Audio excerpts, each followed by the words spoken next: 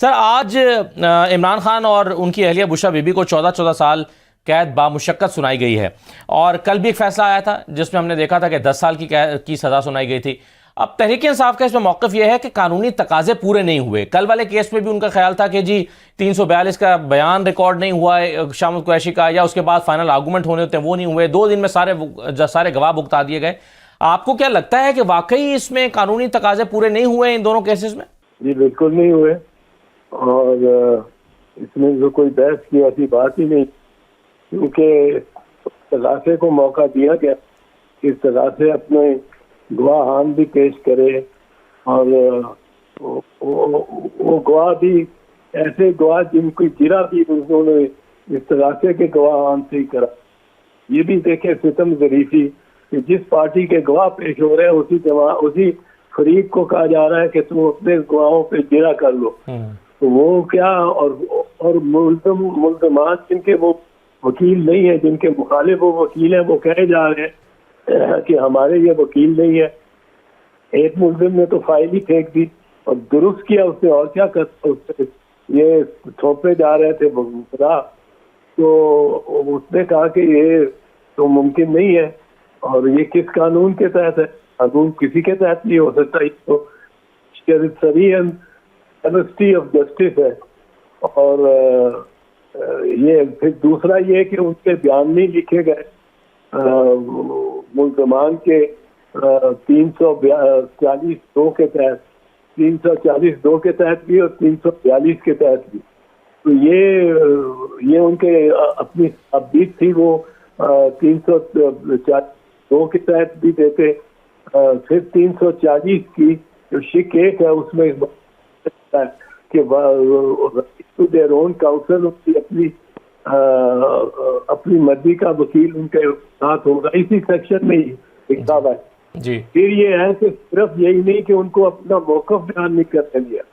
जो जब मौक़िफ़ आप बयान कर रहे होते हैं, 342 की जब आप बयान दे रहे होते हैं, तो उसमें आखिरी सवाल यही होता है कि आप अपनी सफाई में कोई सबूत या शहादत पेश करना चाहते हैं जी। अब अगर वो अपनी सफाई और सबूत की में शहादत ये पेश करे, अपनी सफाई का ये ले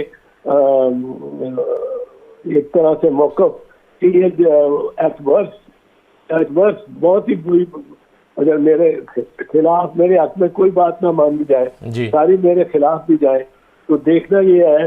और इसलिए के लिए रिकॉर्ड आप गवर्नमेंट से, प्रोसिक्यूशन से कहें कि मुहैया करे ये तोशा खाना का, जुनेदो साहब से लेके कादिर साहब तक, कि ये डिपार्टमेंटल प्रैक्टिस क्या रही है। क्या मैंने डिपार्ट किया है, मैंने गुरेज किया है, इनराफ किया डिपार्टमेंटल प्रैक्टिस से, या डिपार्टमेंटल प्रैक्टिस यही रही है जिसके मुताबिक मैं चिंता रहा हूँ। अगर डिपार्टमेंटल प्रैक्टिस यही रही है तो फिर तो कोई जुर्म ही नहीं किया मुल्ज़िम ने, तो वो उसका मौका भी नहीं दिया कि वो अपनी सफाई में जो कुछ पेश करना चाहे, वो जो सबूत पेश करना चाहे, तो तलब करना चाहे, वो उनको पेश करने का के लिए तलब करे अदालत, तोशा खाना का साथ ये। और गवाह जो ये पेश करना चाहे, मुल्ज़िमों से पूछा ही नहीं गया कि आप कोई गवाह अपने मौक़िफ़ के हक़ में अपनी सफाई में पेश करना चाहते हैं, वो भी नहीं पूछा। तो ये तो दोनों केसेस में बहुत डेयर डेविल किस्म का ट्रैवेस्टी ऑफ जस्टिस हुई है, इंसाफ तो नहीं हुआ इसमें। तो मैं समझता हूँ वो वकीला जिन्होंने जज साहब की मांग के बाद और गिरा की है कोई 16-17 वकीला पे, गवाहान पे, मुल्ज़िमों की बिहाफ पे, जबकि वो प्रोसिक्यूशन के वकील थे, उनकी हाजिरियां लगी हुई है प्रोसिक्यूशन की तरफ से। तो वो वकीला उनके खिलाफ ये डिसिप्लिनरी एक्शन होना चाहिए।